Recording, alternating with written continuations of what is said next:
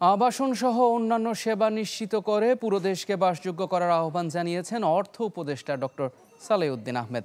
Bangladesh house building finance কর্পোরেশনের নতুন অর্থায়ন প্রকল্প উদ্বোধনে এসব কথা বলেন তিনি।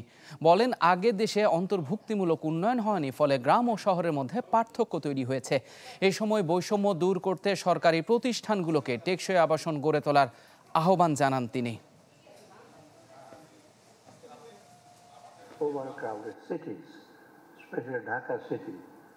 রাজধানীমুখী মানুষের স্রোত প্রমাণ করে গ্রামীণ এলাকায় এখনো বসবাসের উপযুক্ত পরিবেশ তৈরি হয়নি।